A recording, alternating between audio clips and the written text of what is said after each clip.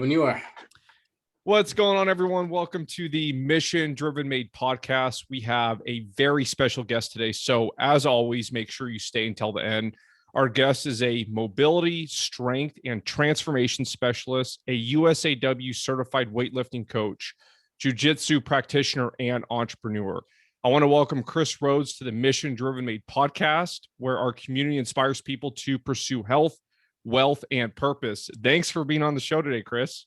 Hey, thanks for having me. I appreciate it. Yeah, I've been excited. I know we've been talking about this for about a month or so. I know how busy your schedule is, so I'm super pumped that you're finally on the show. I appreciate it. Thank you. Of course. So I want to start from the beginning, if possible. So you are from the south side of Chicago and eventually moved to the Bay Area, where I met you, obviously. Can you kind of tell us about that? A little bit about your upbringing, if possible. Let's see here. My upbringing was a little bit different. I was born in Guatemala, actually. Oh, okay. Yeah, I was adopted when I was 2 years old, brought to the U.S., first lived in the Seattle, Washington area. And then me and my family moved out to Chicago to be closer to my grandparents. Lived out there until I was about 12 or 13, and then made our way out to actually lived in Alameda before we moved out to Pleasanton, where you and I went to high school together. Gotcha. Okay. And so how old were you when you went from Alameda and then to the high school where we met at? Between 8th grade and freshman year in high school. So that summer. Okay. I was going to say, I know you were there at least for a couple years or so. Correct. Yes. Gotcha. And can you kind of expand a little bit about, growing up or spending a good amount of time in Chicago South Side? Of course, I've heard stories. So if you don't mind, kind of going into that a bit. So I lived in Hyde Park, which isn't exactly the worst area, especially in Chicago. Definitely saw my fair share of violence around here and there, but I would say definitely my parents kept me away from that for the most part. Gotcha. Yeah, and then my mom worked as a nurse, so she got a job offer in California, and that's what made us move out of there in the first place. Oh, gotcha. Okay. And then how about Alameda? How was that? It was all right. That's where I actually had a few trouble years myself there. Started having a little identity issues when it came down to, I said I was adopted earlier, and my parents are Asian, so we don't look a lot alike. So I had a few years where I actually had trouble identifying myself personally. So I started lashing out a little bit, started getting involved with the wrong people. So I actually went to 3 different middle schools in my time while in Alameda. And that's what my parents moved us out to Pleasanton to get away from all that, to be honest. Gotcha.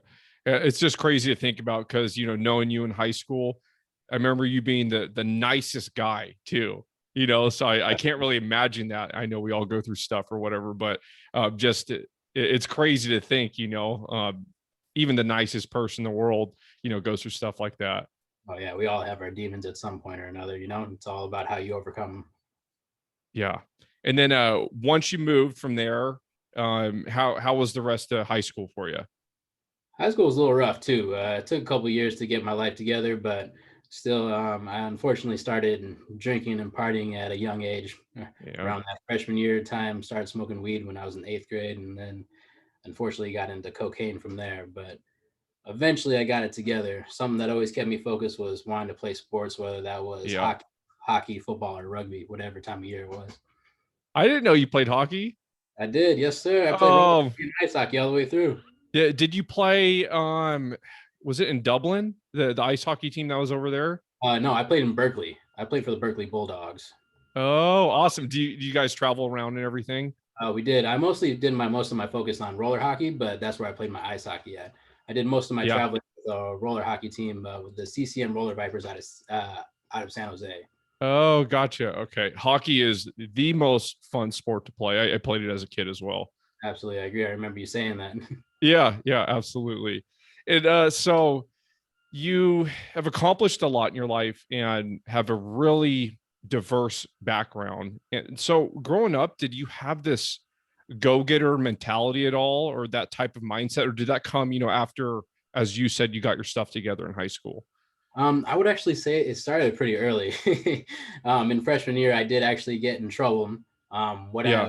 I kind of created my own business in a way. I bought bottles of creatine, but sold them off individually so I could make extra money that way. So Awesome. honestly, it wasn't the best way to do it, but yes, from the very beginning, I've been always been taught to work for things. My parents were like, if you want something, get a job. I started working when I was 14 years old, doing that as well as working as a scorekeeper at the hockey rink I was going to. Awesome. And then also a creatine hustler. I remember I got caught by the campus officer, and they took me in. And they were like, "We can't. You're not really in trouble for anything. You just can't be doing this. You're not selling any drugs." I was like, "I Yeah. know." All the jocks bought into it, you know. Yeah. And back in high school too, that's when everyone thought creatine was like basically a steroid, which, Right. obviously isn't the case, but Exactly. But it's funny when you think about it back then. yeah. And you then received your bachelor's degree in kinesiology from Cal State East Bay. And then I know you moved down to San Diego. What happened next from there? So actually, after high school, I mean, during college, I got my certification as a AFA trainer. So I used to teach group fitness classes like cycling, Pilates. I don't know if you remember when Insanity was a big thing. Oh, right. Yep. Yeah, I used to teach those classes all the time. And then from there, I got into personal training. So after I graduated college, I just looked for a regular personal training job. Made my way around a bunch of different corporate gyms. Couldn't find anyone that I really liked until I got a job offer at the UFC gym in Concord. And I was there for about almost 3 years. And then I worked my way up from just being a regular trainer to a team leader. And then eventually got a job offer as the training director down in San Diego. So that's how I made my way down here. They Oh, made me a job okay. offer down there, and I was like, yeah, I'm down to San Diego any day. Okay. That makes sense. And what year was that? Do you remember? Oh, it just came up in my 5 years down here. So was that 2015 or 16? 2015. Yeah, I do remember. It must have been on social media. I randomly saw you must have posted something at the UFC gym, or I just saw that you were in San Diego. And I remember thinking I had no idea that you lived there, but I saw, a few of your posts. Yeah. Yeah. Can't complain about it. And the weather's really great. Cost of living is a little expensive, but you get what Yeah. you pay for. Yeah. 72 and sunny every day, though, right? Exactly. Awesome.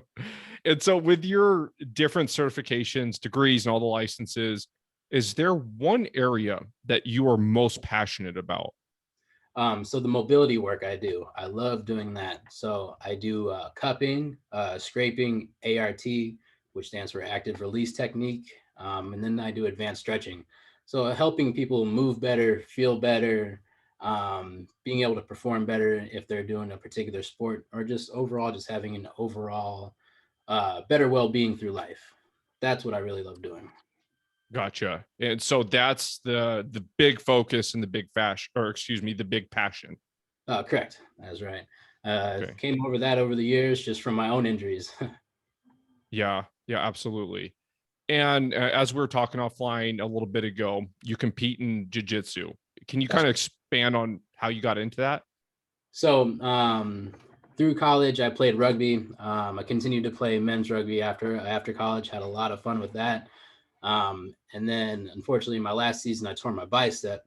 So I was like, probably need to start taking it back a little bit. The body doesn't recover like it used to. And at that point, I already had shoulder injuries as it was. So I wanted to find something that wasn't as hard on the body. So from there, I actually got into CrossFit. And I know you're a big CrossFit guy yourself, too. That was a lot of fun and did some competing in that.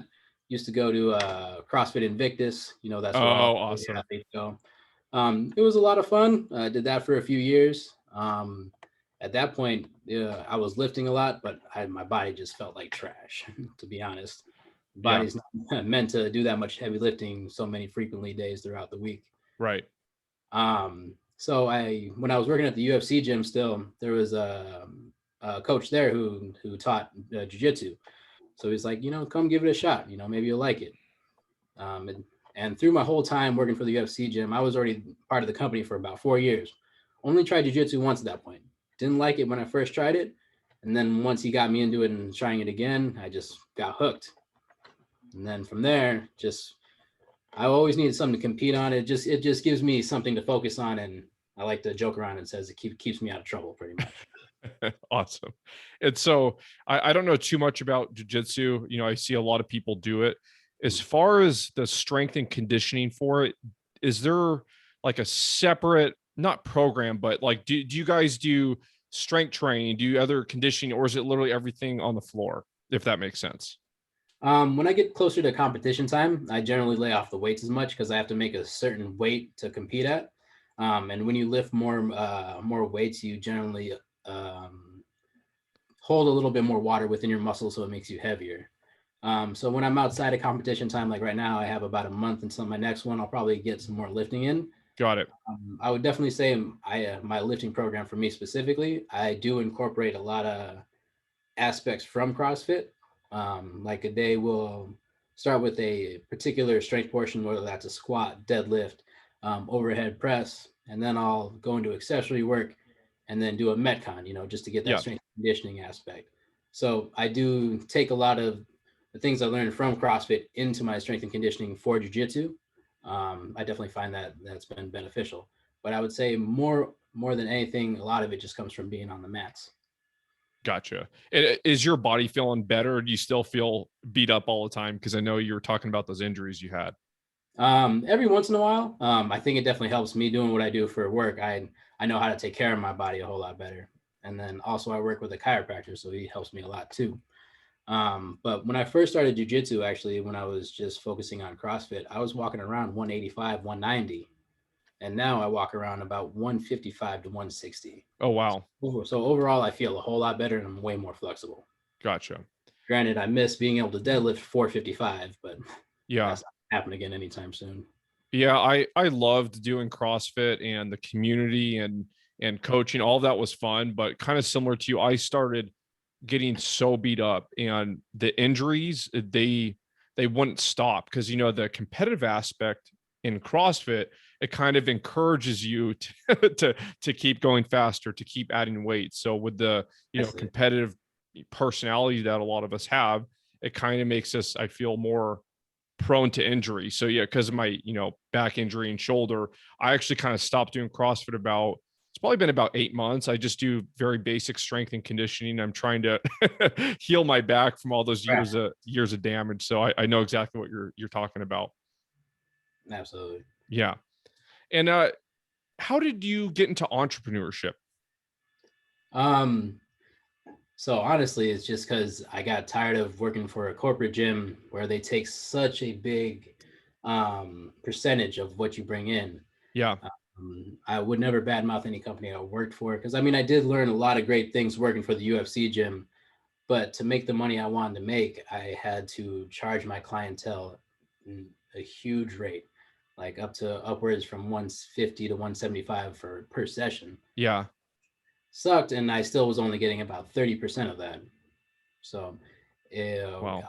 it more so just wanted to go into working for myself. And actually, the pandemic, more than anything, actually kind of kicked my butt into it.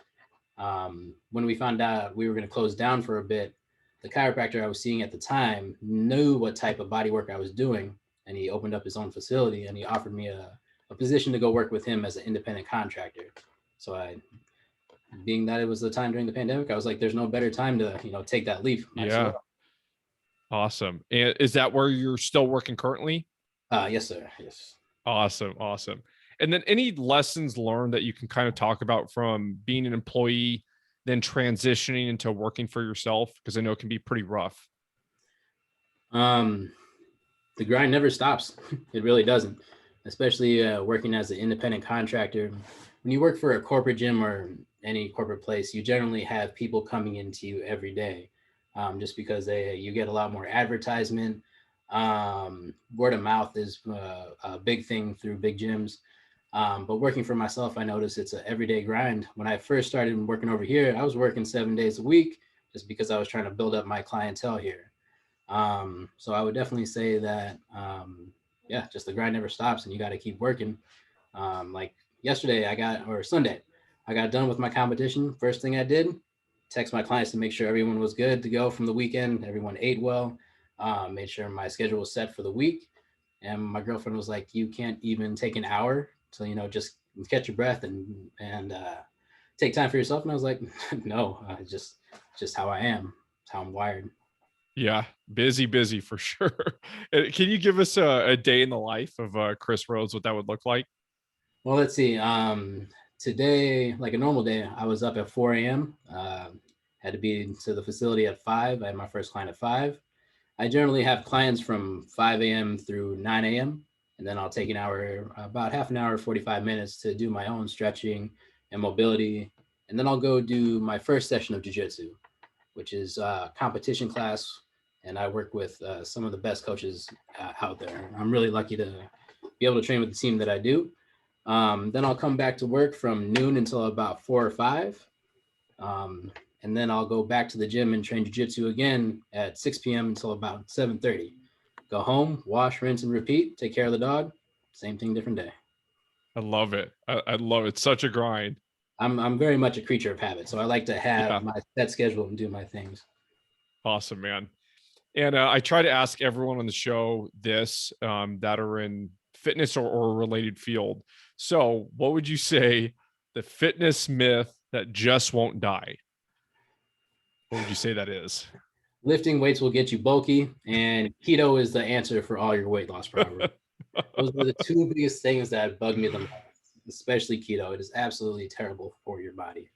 Yep. It's keto and what's the other one? Carnivore. It's getting very popular and people think Oh, it's a magical right. potion or something.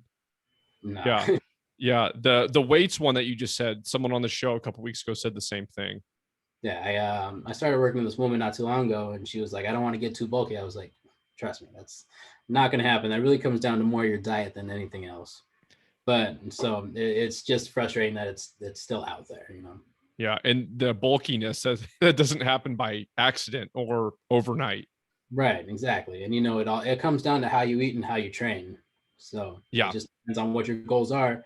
And myself as a trainer, it's my job to give you the roadmap to what your goals are. absolutely. And do you have any future plans with your business that you can share with us? I know we're looking to expand right now. I hope to one day open my own facility so I can start bringing in the next generation of people who want to do mobility and um, myofascial release in the way that I do. I feel because it's pretty new in the fitness world to be doing this type of stuff. It's mostly gotten really big over the last 5-10 years or so. So still fairly new. So I'd love to help that next generation get interested in that. That's for sure. Awesome, man. I can't wait to see all the stuff that you have for the future. And okay, Kris, this is the last part of the show where I give my guests the floor for a few minutes. Any takeaways for listeners that are looking to be in a similar career field full time like you? Um, I would definitely say, like, kind of like what I referred to before, the grind never stops. If you want to work for yourself, that's definitely where it's gonna come into fruition. The more you put in, the more you're gonna get out of it. You can't expect to have things handed out to you. We actually had somebody who was working with us here who didn't work out because they just wanted clients handed to them. Um, Chris, which is the chiropractor I work with, has only referred to me one client. Other than that, it's been all my own hard work. And that's really what it comes down to. You get what you put into it. And now I'm only working Monday through Friday and I have my weekends off. So the grind is definitely worth it. That's for sure. Awesome, man. And where can people connect with you if they want to hire you or just reach out to you? You can reach me through my Instagram. It's at krock.2. You can also contact me through my cell phone number, 925-785-3394. And you can also look me up on Facebook. That's Kris Rhodes, Kris, last name Rhodes, Rhodes. Those are the best ways to get into contact with me. Awesome, man. I'll make sure to link all of those in the description for the show. Thank you, everyone, for listening to the Mission Driven Made podcast. If you found value in this, please subscribe and leave a 5-star review. I'm really excited to announce I have a book that's coming out in the near future, so please stay tuned for that. Kris, thanks for bringing so much value to all the listeners today. Until next time, everyone, stay mission driven. And bam.